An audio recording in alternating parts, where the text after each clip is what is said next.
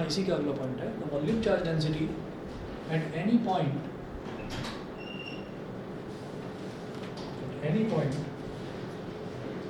in this volume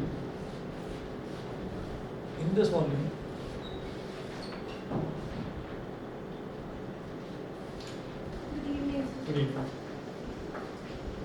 In this volume is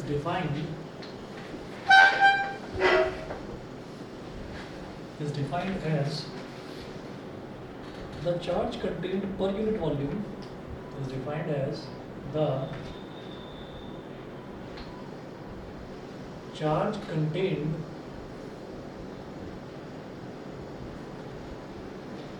per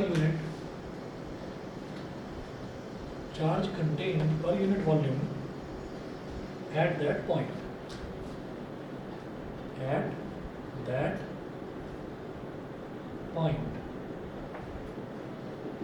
That is, जब भी कभी हम वॉल्यूम की बात करते हैं तो वॉल्यूम का मास के साथ एक रिलेशन होता है. हमने ऐसे ही नॉर्मली हम जानते हैं कि अगर हम मास को वॉल्यूम से डिवाइड कर दें तो डेंसिटी आ जाती है. इसी तरीके से अगर मान लीजिए हम वॉल्यूम चार्ज डेंसिटी की बात करें, वॉल्यूम चार्ज डेंसिटी, तो आपको क्या करना होगा, चार्ज को वॉल्यूम से डिवाइड करना होगा. समझ गए? तो जैसे अगर सिंपली मास को वॉल्यूम से डिवाइड करते हैं तो नॉर्मल डेंसिटी आ जाती है किसी भी ऑब्जेक्ट की. ठीक, ऐसे ही चार्ज को वॉल्यूम से डिवाइड कर दो तो आपके पास वॉल्यूम चार्ज डेंसिटी आ जाएगी.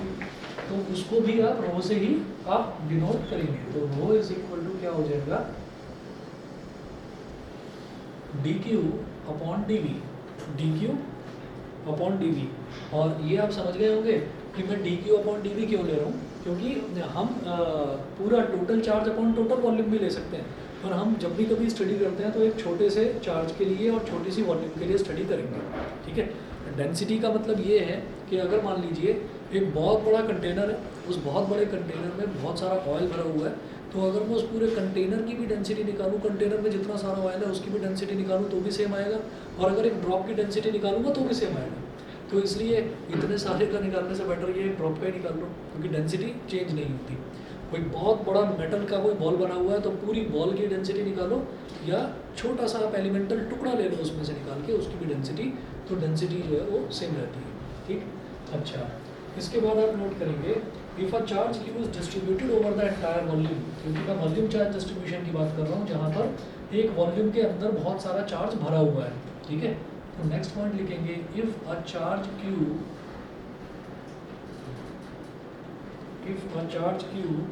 is distributed over the entire volume of a sphere,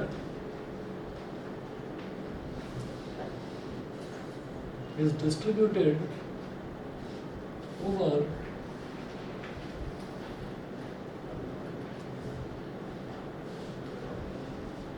the entire volume of a sphere, is distributed over the entire volume of a sphere of radius capital R,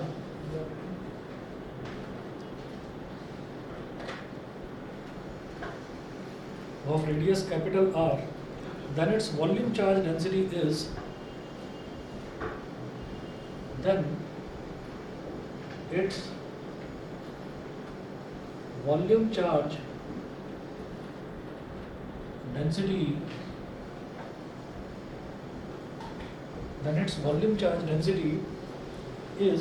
rho is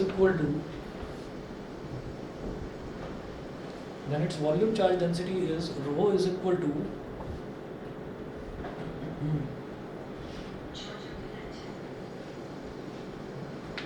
एक minute wait करिए बस.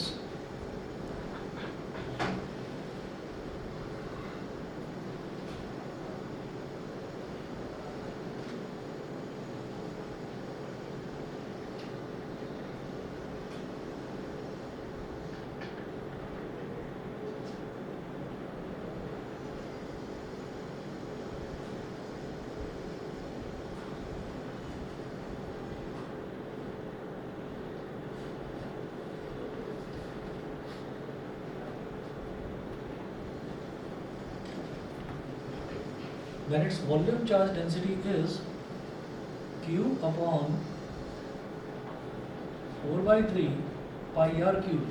Q upon 4 by 3 pi r cube और ये क्या हो जाएगा, coulomb per metre cube. ये आप समझ गए होंगे भाई। ऊपर क्या है, चार्ज, तो चार्ज की यूनिट क्या है, कूलम, और नीचे क्या है, वॉल्यूम, वॉल्यूम की यूनिट क्या है, मीटर क्यूब, तो कूलम पर मीटर क्यूब। ये हो गया। इसके बाद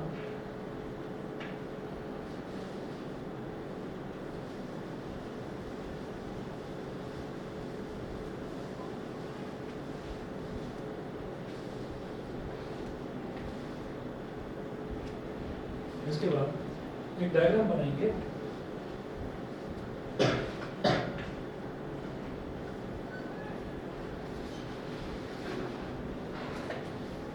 एक छोटा सा वॉल्यूम ले लिया और उस वॉल्यूम में एक छोटा सा एलिमेंट लेंगे। तो एलिमेंट के नाम पर हम एक बॉक्स ले लेते हैं। हमेशा हम एलिमेंट के नाम पर एक बॉक्स ले लेते हैं। एक छोटा सा हमने इसमें बॉक्स ले लिया, ठीक है। अब इस जो ये बॉक्स है, इस बॉक्स का वॉल्यूम ले लिया हमने, स्मॉल एलिमेंटल बॉक्स है तो उसका वॉल्यूम हमने छोटा सा वॉल्यूम ले लिया dv। ये जो पूरा वॉल्यूम है इसके अंदर पॉजिटिव चार्ज जो है वो अच्छे तरीके से, इसके अंदर पॉजिटिव चार्ज जो है वो भरा हुआ है।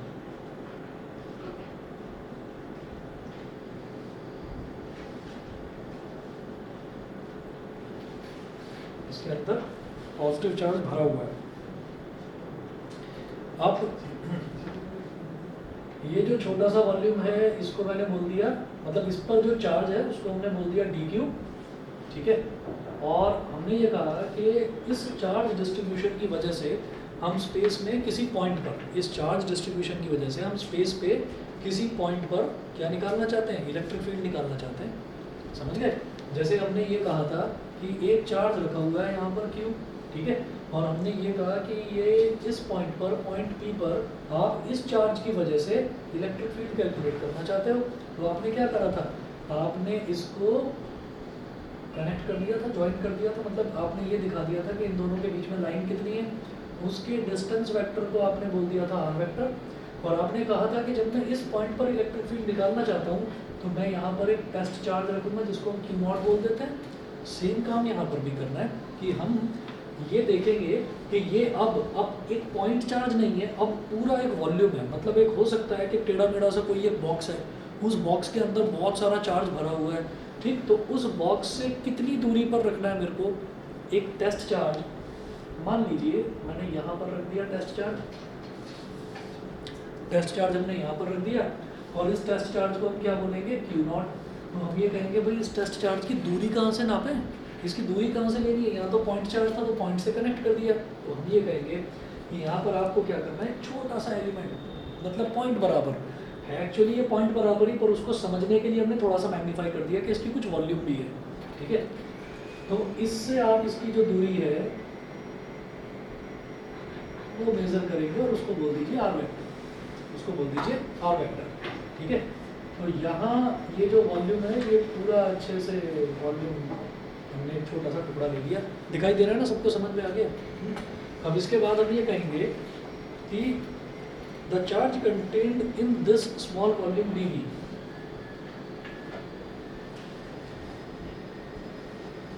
The charge contained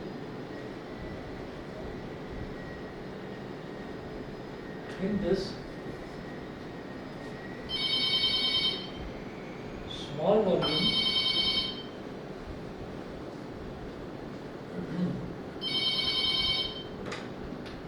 dV is, the charge contained in this small volume dV is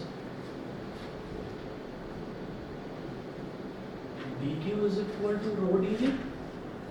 समझ गए। हमें ये समझना ज़रूरी था वॉल्यूम चार्ज डिस्ट्रीब्यूशन के लिए, मुझे ये समझना ज़रूरी था कि वॉल्यूम चार्ज की डेंसिटी क्या होती है। ये हो गई रो, तो dq, ये जो छोटा सा चार्ज है dq, मुझे क्या चाहिए होते हैं, मुझे दोनों पॉइंट्स पर चार्ज चाहिए होते हैं, तभी तो कूलम्स लॉ लगाऊंगा q1 q2 अपॉन r²। तो मैंने dq, जो छोटा सा चार्ज है dq, वो निकाल लिया डेंसिटी के टर्म्स में। और dq इज इक्वल टू क्या हो गया, रो dv। अच्छा, dq इज इक्वल टू आ गया हमारे पास रो dv। इसके बाद हम क्या बोलेंगे, therefore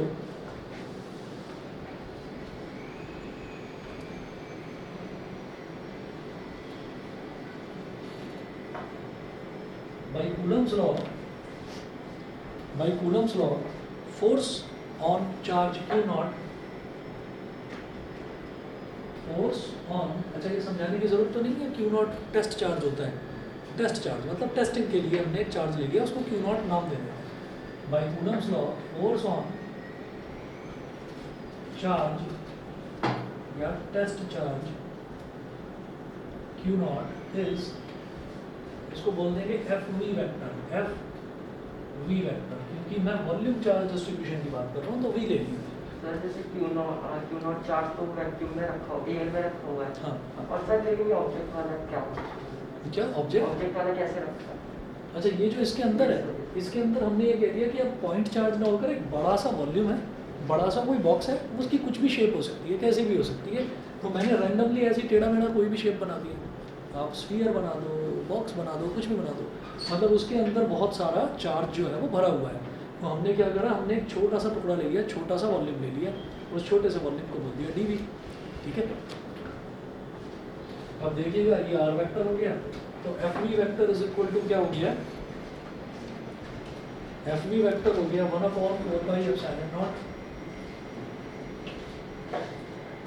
1/4πε0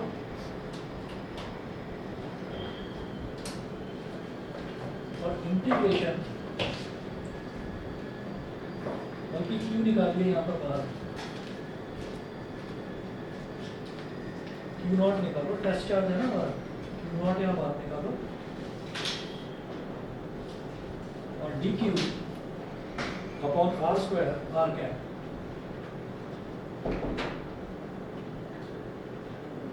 यहाँ कैपिटल भी लिख दीजिए, बस यहाँ पर नीचे कैपिटल भी लिख दीजिए, मैं बताता हूँ क्या चीज़ है, ठीक है। 5 मिनट दो बस, 5 मिनट का।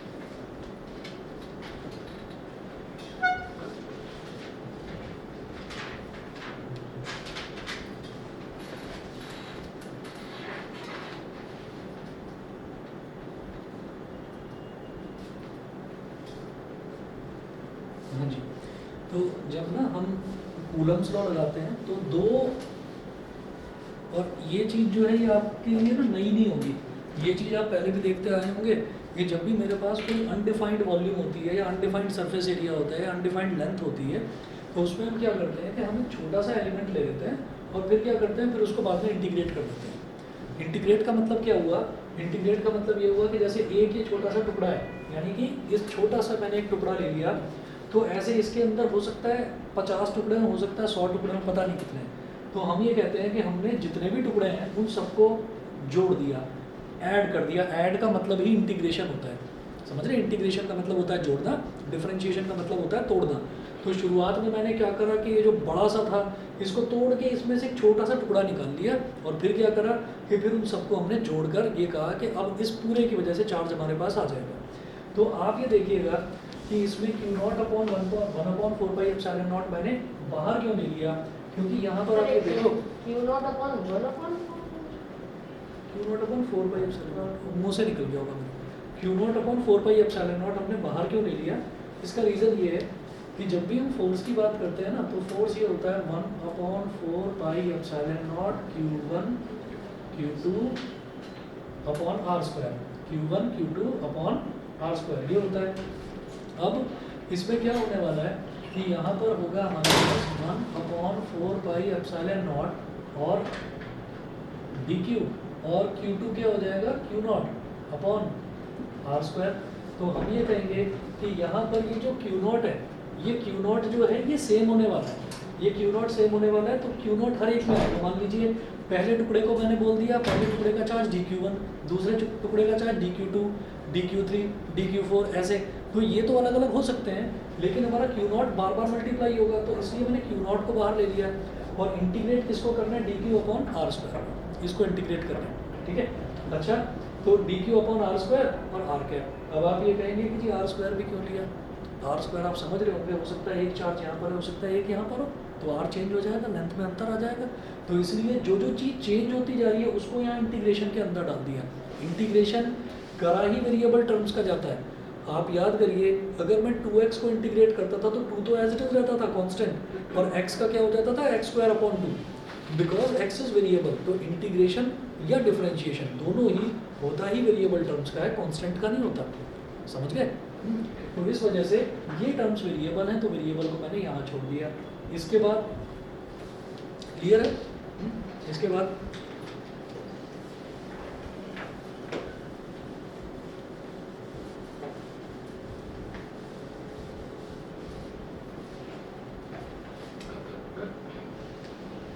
देखिएगा, हम जानते हैं कि dq is equal to rho dv और fv vector is equal to q naught upon 4 pi epsilon not integration v dq की जगह रो dv अपॉन r² और यहाँ डाल दीजिए r कैप, ठीक है। अब इसमें भी ये भी वैल्यू डाली है, तो इससे भी क्या समझ में आ गया कि भाई रो तो कांस्टेंट है, डेंसिटी है, डेंसिटी पूरे की निकालो, जरा से की निकालो, सेम आएगी, रो को भी निकालो बाहर। fv vector is equal to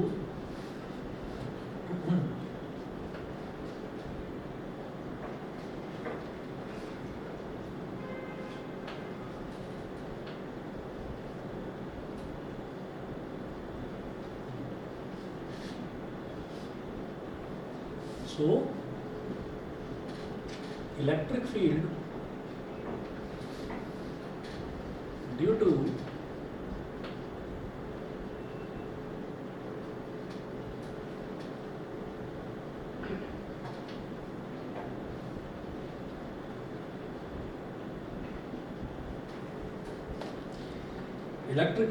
volume charge distribution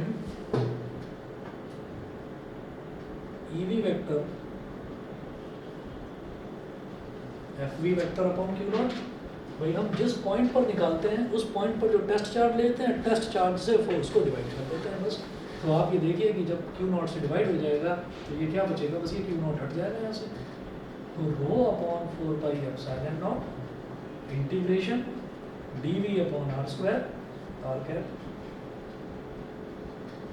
EV vector, ये ठीक है। इसके बाद जो नेक्स्ट है, नेक्स्ट नोट करेंगे बेटा सरफेस चार्ज डिस्ट्रीब्यूशन, ठीक है। वॉल्यूम चार्ज डिस्ट्रीब्यूशन जैसे हुआ, अब इसी तरीके से अब मैं क्या करूँगा कि एक सरफेस ले लूँगा, उस सरफेस पर चार्ज को मैं फैला दूंगा, डिस्ट्रीब्यूट कर दूंगा, ठीक है। तो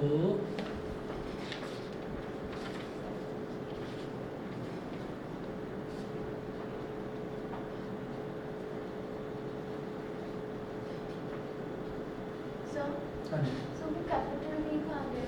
नेक्स्ट स्टेप और के बाद इंटीग्रेशन साइन। अच्छा सॉरी मैं लिखना भूल गया, यहाँ कैपिटल बी लिख दीजिए। इस कैपिटल बी का मतलब ये है कि वॉल्यूम इंटीग्रल, बस मतलब हम उसको इंटीग्रेट कर रहे हैं, integrating it over the entire volume, ऐसे बोल दिया जाता है बस। वो लिखो या ना लिखो कोई ऐसा फर्क नहीं पड़ेगा, ठीक है। सरफेस चार्ज मतलब ये लोअर लिमिट नहीं है इंटीग्रेशन की, ये लोअर लिमिट नहीं है, नहीं तो फिर अपर लिमिट भी होती है, ठीक है। तो ये वॉल्यूम इंटीग्रल होता है, इस वजह से लिख देते हैं surface charge distribution.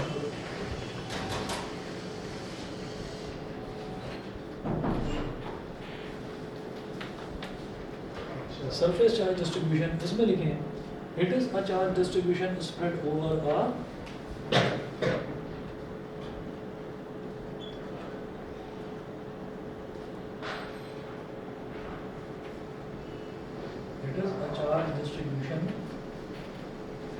spread over a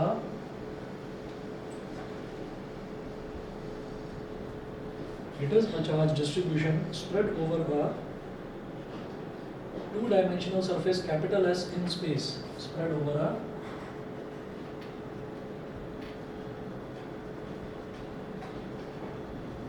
two-dimensional surface capital S in space.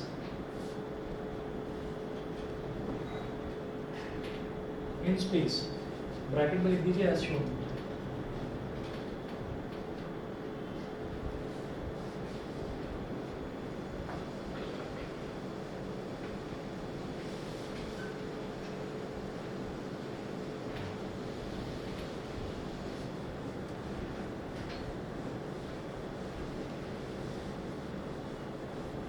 अब आपको क्या बनानी है? अब एक सरफेस बना लीजिए, एक शीट बना लीजिए।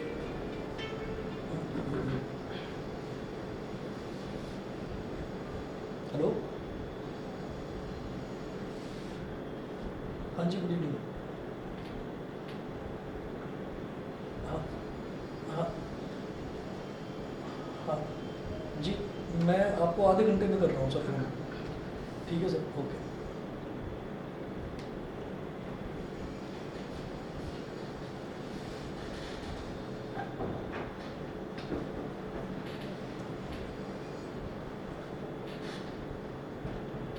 एक ऐसी शीट बना ली,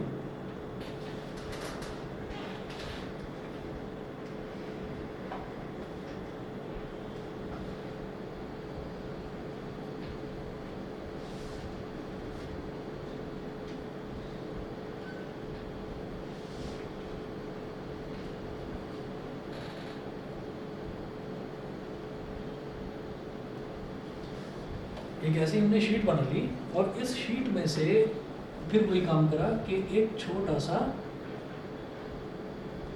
वहां पर क्या करा था, एक छोटा सा वॉल्यूम का टुकड़ा निकाल लिया था। यहाँ एक छोटी सी सरफेस आपने काट कर निकाल दी।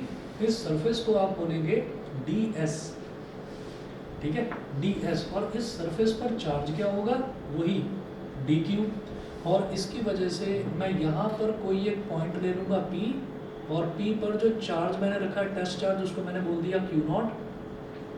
इसको इससे कनेक्ट कर दिया, ठीक है। तो दोनों के बीच का जो डिस्टेंस है वो r है, तो डिस्टेंस वेक्टर कितना हो गया? r वेक्टर, ठीक है। अब जरा देखिएगा कि यहाँ पर क्या करेंगे। जैसे वॉल्यूम चार्ज डेंसिटी क्या थी?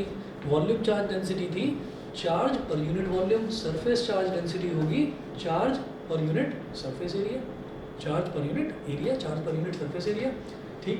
तो अब आप ये देखिएगा, यहाँ पर बोले कि we define the surface charge density at any point, we define the surface charge density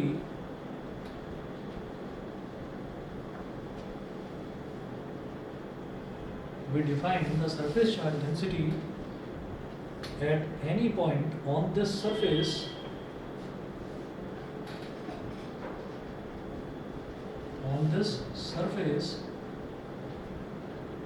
at any point on this surface as the charge per unit area at that point,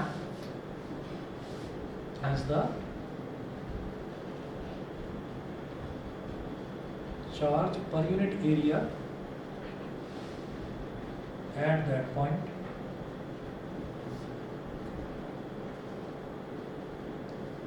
that is जो हमारा volume charge density था उसको हम बोल देते थे रो, इसको क्या बोलेंगे? Sigma. Sigma is equal to हो जाएगा charge per unit surface area, तो dq अपॉन ds। और यहाँ से हम क्या कह सकते हैं बेटा? dq इज इक्वल टू हो जाएगा sigma ds। dq is equal to sigma ds। सही, सिग्मा क्या है? सिग्मा है सरफेस चार्ज डेंसिटी। जैसे वो वॉल्यूम चार्ज डेंसिटी था, ऐसे ही हो जाएगा सरफेस चार्ज डेंसिटी। और इसकी यूनिट क्या हो जाएगी? ये कूलम्ब है, और नीचे क्या होगा? Metre square. तो इसकी यूनिट हो जाएगी coulomb per metre square, coulomb per metre square.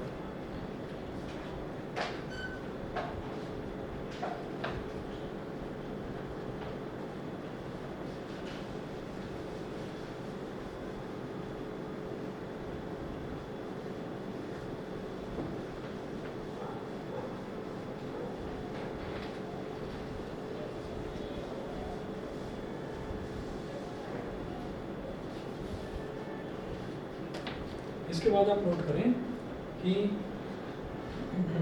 So if a charge q is uniformly distributed over a surface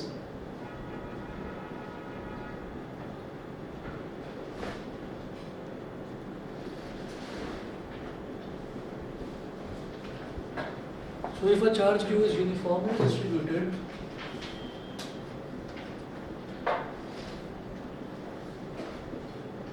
over the surface of a spherical conductor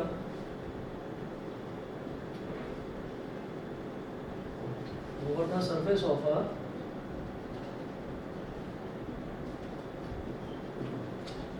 spherical conductor of radius capital R, then its surface charge density is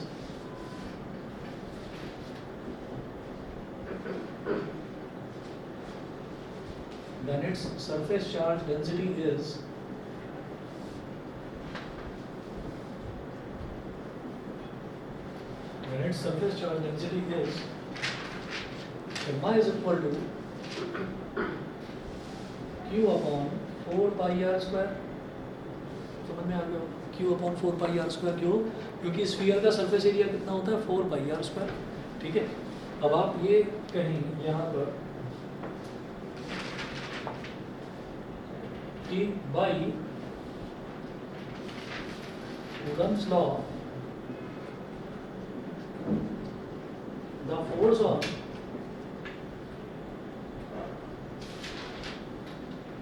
charge q naught due to dq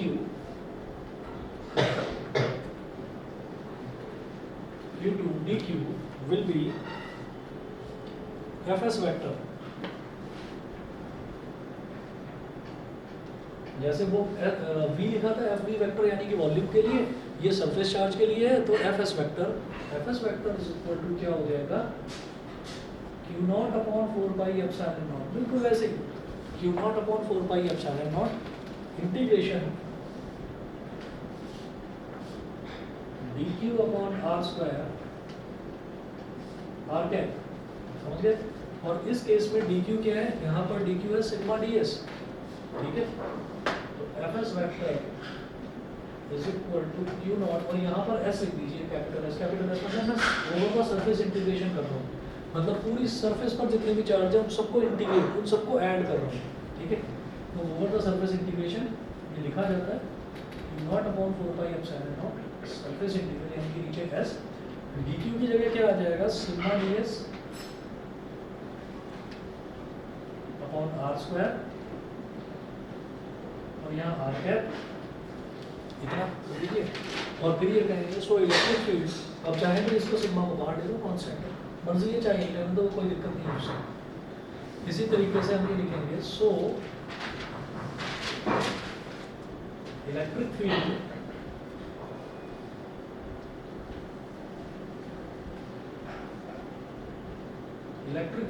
due to surface charge distribution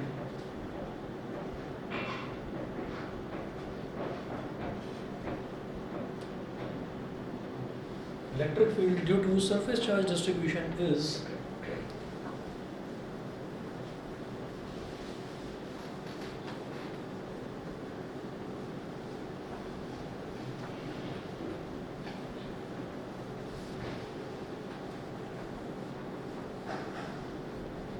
कुछ नहीं, वही काम electric field में क्या करते हैं, जो force है उसको आप क्यू नॉट से डिवाइड कर देते हैं, तो यहाँ पर F S vector upon Q naught हो जाएगा.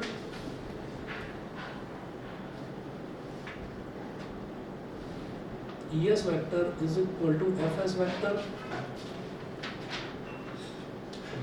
Upon Q not.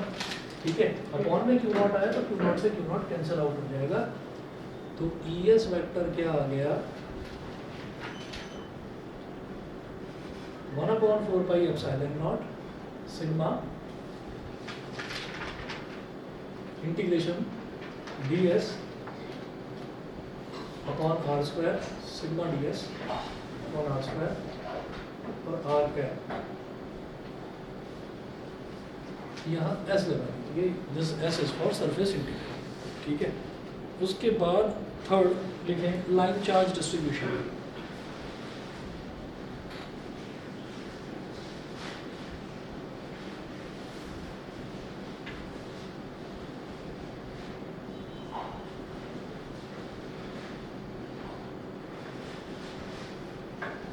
Line charge distribution, line charge distribution में नोट करें, it is a charge distribution along a one dimensional curve.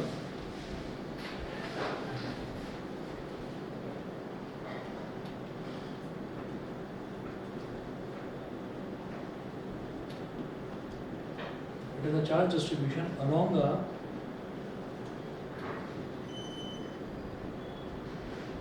one-dimensional curve, along a one-dimensional curve or line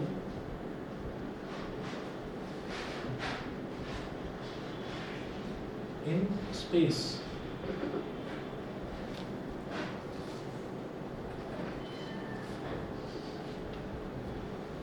कैसे करके line बना लीजिए, मतलब ऐसे कर्व लाइन का मतलब ये है कि कैसी भी लाइन हो सकती है, स्ट्रेट भी हो सकती है, कर्व भी हो सकती है। एक कर्व लाइन बनाइए और इस कर्व लाइन पर आप इक्वल डिस्टेंस पर पॉजिटिव चार्ज ऐसे डिस्ट्रीब्यूट कर दीजिए। तो पॉजिटिव चार्ज होगा इस पर डिस्ट्रीब्यूट। इसके बाद हमने कहा कि जैसे हमने पूरे वॉल्यूम में से एक छोटा सा वॉल्यूम का टुकड़ा ले लिया था, पूरे सरफेस में से एक छोटा सा सरफेस का टुकड़ा ले लिया था, ऐसे इस पूरी लेंथ में से एक छोटा सा लेंथ का टुकड़ा ले लीजिए। इस लेंथ को बोल दीजिए बेटा dl, और इस dl पर चार्ज कितना होगा, वही dq। और यहाँ पर एक पॉइंट ले लिया P, यहाँ पर एक चार्ज रख दिया हमने टेस्ट चार्ज Q0, इसको इससे ऐसे कनेक्ट कर दिया। कनेक्ट करा तो डिस्टेंस इन दोनों के बीच का वही r वेक्टर, ठीक है। अच्छा, तो अब आप नेक्स्ट नोट करेंगे, we define the line charge density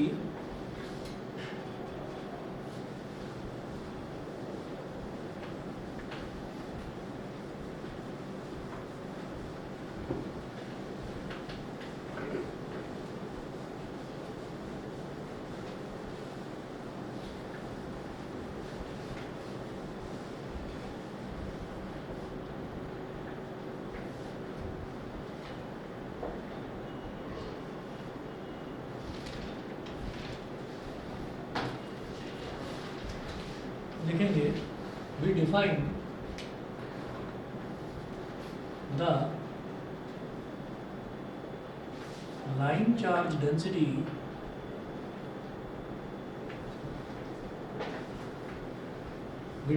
the line charge density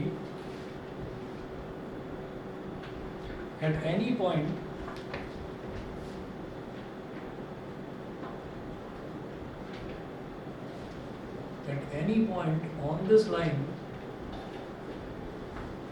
as the charge per unit length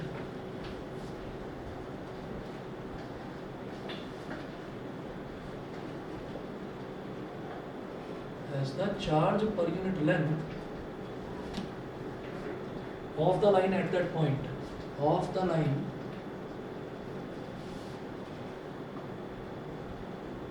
at that point, that is lambda is equal to क्या हो जाएगा, अब जो लाइन चार्ज डेंसिटी है उसको हम बोल देते हैं लैम्बडा, ठीक है। तो लाइन चार्ज मतलब it will be divided by line, तो लैम्बडा इज इक्वल टू क्या हो गया, dq upon dl, dq upon dl। और यहाँ से हम ये कहेंगे कि dq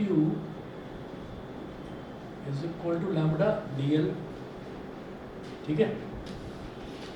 इसके बाद इसकी जो ऐसा यूनिट है वो आप समझ ही गए होंगे, क्या हो जाएगी, coulomb per metre. Line charge density की, line charge density lambda, surface charge density sigma और वॉल्यूम चार्ज डेंसिटी क्या हो गया, रो, ठीक है। अब आप नोट करें कि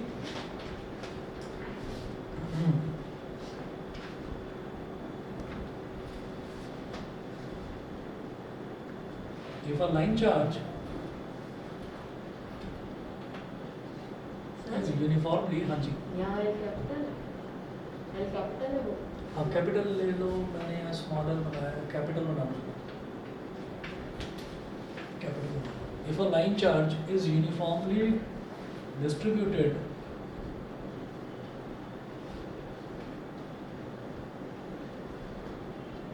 over the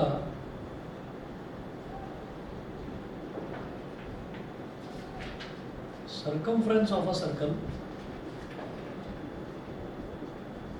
then over the circumference of a circle, then lambda is equal to q upon 2 pi r। जी, ये बताने के लिए कि अगर सर्कल का जो सर्कमफ्रेंस है अगर उस पर आपने डिस्ट्रीब्यूट कर रखा है तो q अपॉन 2 पाई r हो जाएगा। 2 पाई r क्या होता है? सर्कल की एक्सटीरियर लेंथ यानी कि सर्कमफ्रेंस। तो ये हो गया। इसके बाद आप ये कहें कि here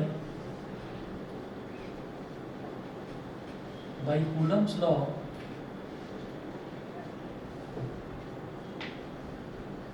force on charge Q naught by dq is given as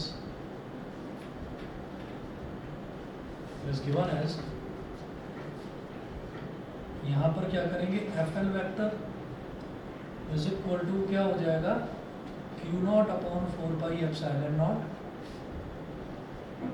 line integral of dq upon r square r cap.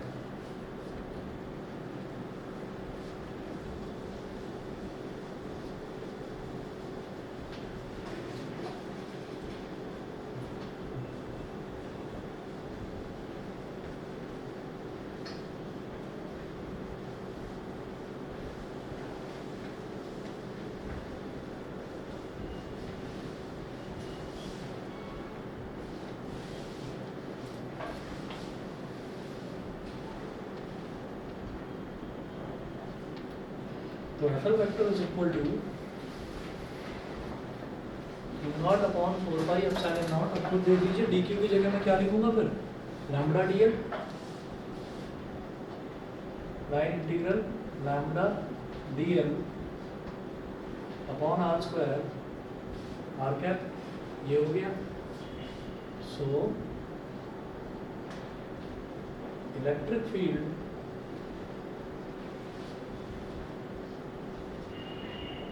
at point P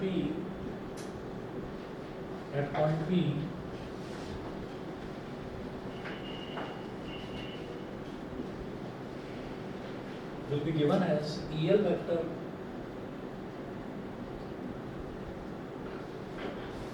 is equal to FL vector upon Q naught।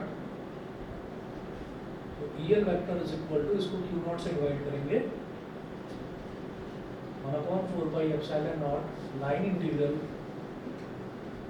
Lambda dl upon r square r cap.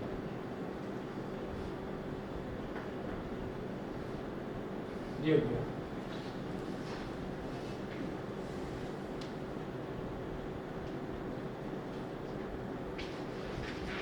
The total electric field due to a, अब देखेंगे the total electric field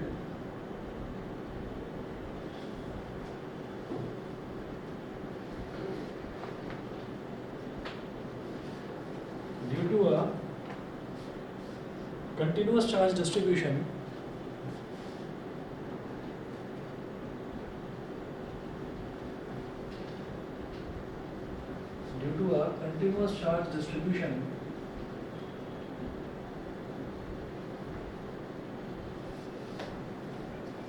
is given by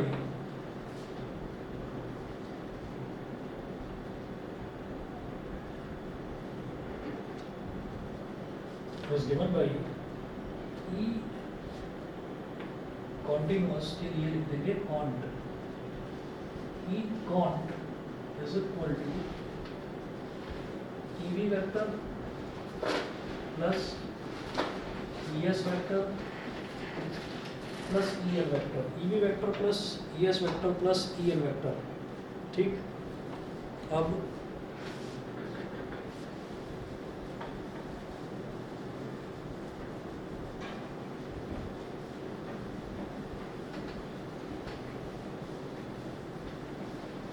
इन सबको add करेंगे तो हम ये देख रहे हैं कि EV वेक्टर में भी 1/4 पाई एप्सिलॉन नॉट है, ES वेक्टर में भी 1/4 पाई एप्सिलॉन नॉट है, EL वेक्टर में भी 1/4 पाई एप्सिलॉन नॉट। तो सीधा सीधा इसको कॉमन ले लीजिए, E cont is equal to 1/4 pi epsilon not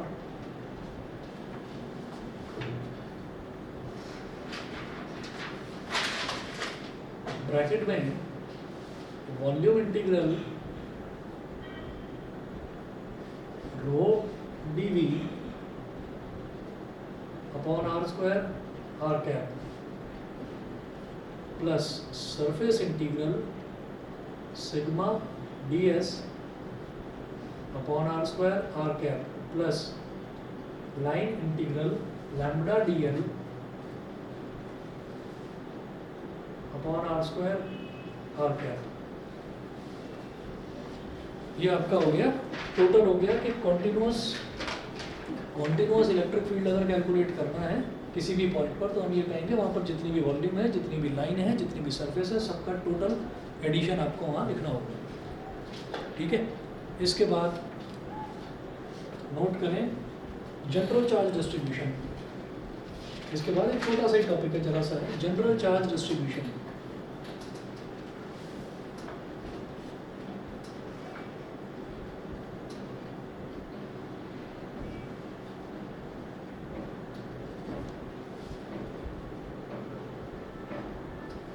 general charge distribution. General charge distribution में क्या होता है? A general charge distribution consists of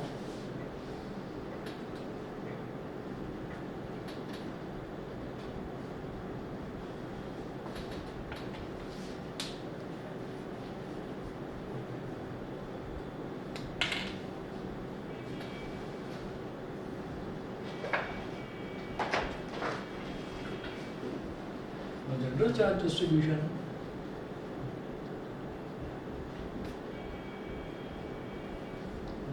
distribution consists of continuous as well as discrete charges. Consists of continuous as well as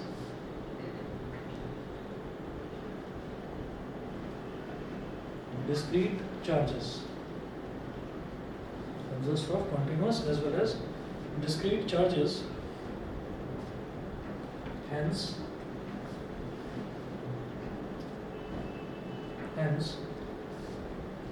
total electric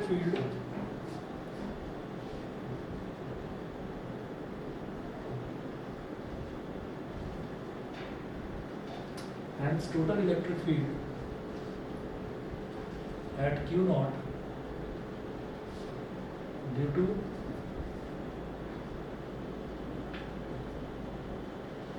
general charge distribution is given as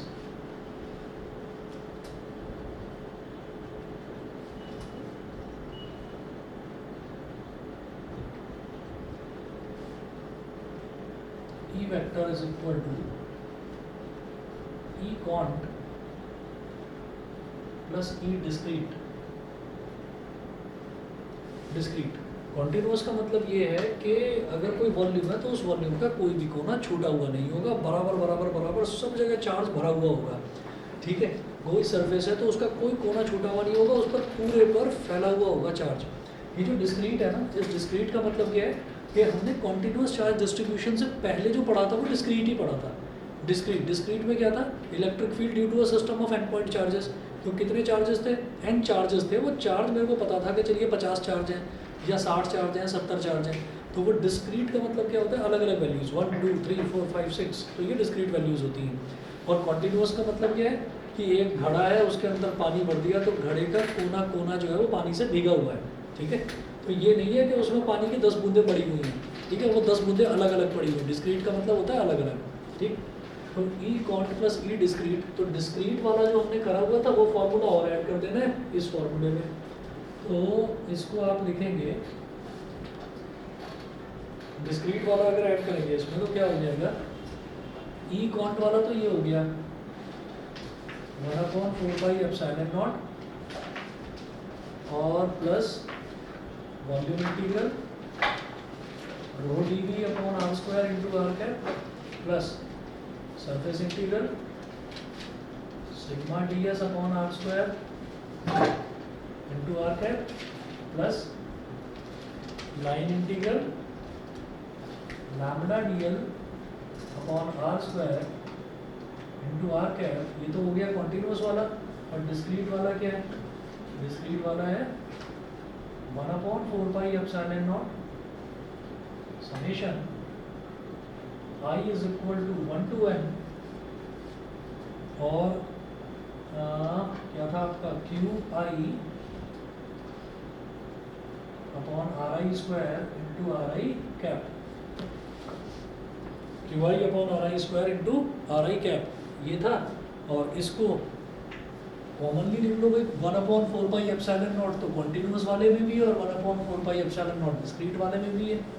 तो आप इसको totally में मतलब पूरे उसमें से आप कॉमन ले सकते हैं 1/4πε0।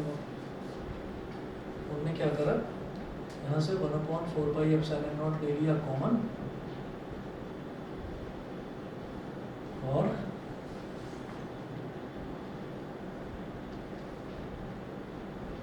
Volume integral rho D V upon R square R cap plus surface integral sigma D S upon R square R cap plus line integral lambda D L upon R square R cap plus summation I is equal to 1 to n Q I upon R I square R I cap. ठीक है, इतना हो गया। ये करने के बाद में हमारा ये चार्ज डिस्ट्रीब्यूशन वाला जो है ये पूरा का पूरा कंप्लीट हुआ। उसके बाद हम अगला जो टॉपिक है हमारा electric dipole. Electric dipole topic start करने से पहले आपकी नेक्स्ट क्लास कब पड़ेगी, मंडे को, फ्राइडे है ना मंडे को, तो उससे पहले हम एक बार कूलम्ब्स लॉ और इलेक्ट्रिक फील्ड के न्यूमेरिकल्स देखेंगे मंडे वाले दिन। ठीक है, फिर उसके बाद हम इलेक्ट्रिक डाइपोल पर आएंगे। इलेक्ट्रिक डाइपोल की फिर कुछ डेरिवेशंस हैं, क्योंकि अभी तक जो आप देख रहे हैं ना, अभी तक डेरिवेशंस 2 स्टेप 3 स्टेप 4 स्टेप की हैं बस। फिर इलेक्ट्रिक डाइपोल की डेरिवेशंस थोड़ी सी लगेगा कि हाँ थोड़ी सी स्टैंडर्ड की हैं। फिर टॉर्क है, टॉर्क के बाद आपकी इलेक्ट्रिक फील्ड लाइन्स है, it is just like magnetic field lines जो आपने 10th क्लास में करा था। और फिर उसके बाद हमारा गॉस थ्योरम और 3 डेरिवेशन हो रहे हैं कि अलग अलग शेप्स के लिए अगर इलेक्ट्रिक फील्ड निकालना हो, सिलेंड्रिकल वायर के लिए निकालना हो, प्लेन शीट के लिए निकालना हो, तो फिर 2-3 टॉपिक और हैं। तो पूरा जो चैप्टर है, पूरा चैप्टर को अगर हम देखें तो पूरा चैप्टर ना 3 पार्ट्स में डिवाइडेड है। तो फर्स्ट पार्ट जो है वो आपका हो जाता है इलेक्ट्रिक फील्ड और कूलम्ब्स लॉ वाला, वो पोर्शन हमारा अभी खत्म हो गया है। अब उसके न्यूमेरिकल्स ट्राई करेंगे मंडे को। जो दूसरा पोर्शन है वो आ जाता है डाइपोल पे। डाइपोल क्या होता है कि क्या है ना कि अगर एक छोटा सा पॉजिटिव चार्ज है, मैं हिंट दे रहा हूँ कि अगली क्लास में अगला जो टॉपिक है वो है क्या, कि अगर एक छोटा सा पॉजिटिव चार्ज है और छोटा सा नेगेटिव चार्ज है, उसको अगर ऐसे ही छोड़ दे तो पॉजिटिव नेगेटिव को अट्रैक्ट कर लेगा और वो एक स्टेबल थिंग बन जाएगी। ठीक है, कि उनको स्टेबिलिटी मिल गई। लेकिन हम क्या कर रहे हैं, हमने पॉजिटिव और नेगेटिव को एक छोटा सा खींच कर एक छोटा सा डिस्टेंस उनके बीच में बना दिया, तो कंटिन्यूसली उनके अंदर एक फोर्स ऑफ अट्रैक्शन है। ठीक है, तो ये इलेक्ट्रिक फील्ड डेवलप करने के लिए होता है कि आपने पॉजिटिव चार्ज को होल्ड करके रखा और नेगेटिव चार्ज को होल्ड करके रखा, और इसके बिना हमारी जो इलेक्ट्रिसिटी है ये पॉसिबल नहीं है, क्योंकि हम ये बोलते हैं कि ये पॉजिटिव टर्मिनल है और ये नेगेटिव टर्मिनल है, तो इन दोनों के बीच में छोटा सा हम डिफरेंस रखते हैं, छोटा सा गैप रखते हैं। तो वो जो गैप है वो गैप ही इसकी पोटेंशियल एनर्जी को ख़त्म नहीं होने देता, समझ रहे हैं। तो वही हमको इलेक्ट्रिक डाइपोल करना है। और इलेक्ट्रिक डाइपोल की वजह से इलेक्ट्रिक फील्ड किस किस तरीके से, जैसे हमने पहले इलेक्ट्रिक फील्ड किसकी वजह से करा, पॉइंट चार्जेस की वजह से। फिर आज क्या करा, कंटिन्यूस चार्ज डिस्ट्रीब्यूशन वॉल्यूम की वजह से, सरफेस की वजह से, लाइन की वजह से। इनके डेरिवेशन बहुत आसान छोटे छोटे थे। उसके बाद अब हम करेंगे डाइपोल की वजह से। डाइपोल की वजह से तो डाइपोल क्या होता है कि जिसमें 2 इक्वल एंड अपोजिट चार्जेस को एक स्मॉल डिस्टेंस अपार्ट जानबूझकर खींच कर रखा जाता है, कि अगर उनके बीच में अगर हमने उनको फ्री छोड़ दिया तो वो तो चिपक कर स्टेबल हो जाएंगे। तो हमको तो इलेक्ट्रिसिटी चाहिए होती है, तो इलेक्ट्रिक डाइपोल करने से पहले एक क्लास लूँगा अगली बार में न्यूमेरिकल्स की, ठीक है। तो न्यूमेरिकल्स का एक आइडिया हो जाएगा कि इसमें किस तरीके के न्यूमेरिकल्स आते हैं, ठीक है। चलिए जी, फिर आज इतना ही करते हैं।